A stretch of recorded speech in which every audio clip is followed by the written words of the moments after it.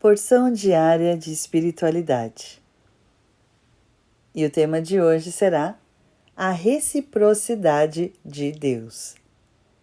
O versículo principal dessa meditação diz o seguinte: se vocês estiverem dispostos a obedecer, comerão os melhores frutos desta terra.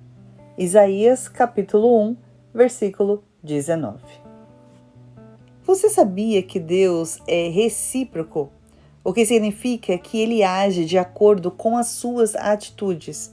Vejamos alguns exemplos para você ter uma melhor ideia, uma melhor noção do que nós estamos dizendo. Primeiro, para você receber de Deus é necessário dar.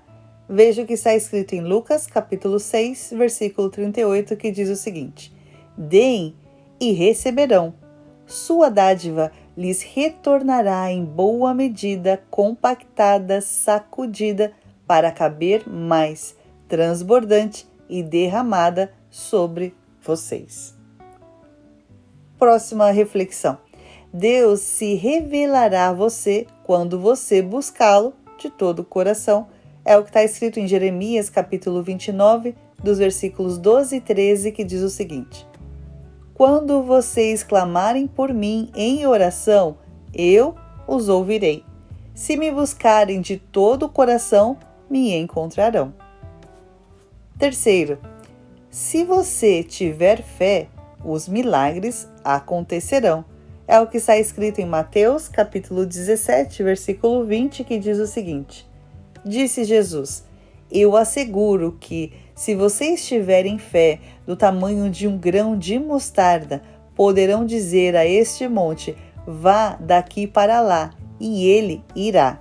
Nada será impossível para vocês. Seguinte reflexão: Deus suprirá suas necessidades quando você colocar o reino dele em primeiro lugar, que é o que está escrito em Mateus capítulo 6, versículo 33, que diz o seguinte: busquem, pois, em primeiro lugar o reino de Deus e a sua justiça, e todas essas coisas serão acrescentadas a vocês. Próximo. Jesus entrará na sua vida quando você abrir a porta do seu coração, que é o que está escrito em Apocalipse capítulo 3, versículo 20, que diz: eis que estou à porta e bato. Se alguém ouvir a minha voz e abrir a porta, entrarei e cearei com ele e ele comigo. Penúltima reflexão desta devocional. Deus abençoa aqueles que o obedecem. Veja o que está escrito em Isaías capítulo 1, versículo 19. Se vocês estiverem dispostos a obedecer, comerão os melhores frutos desta terra.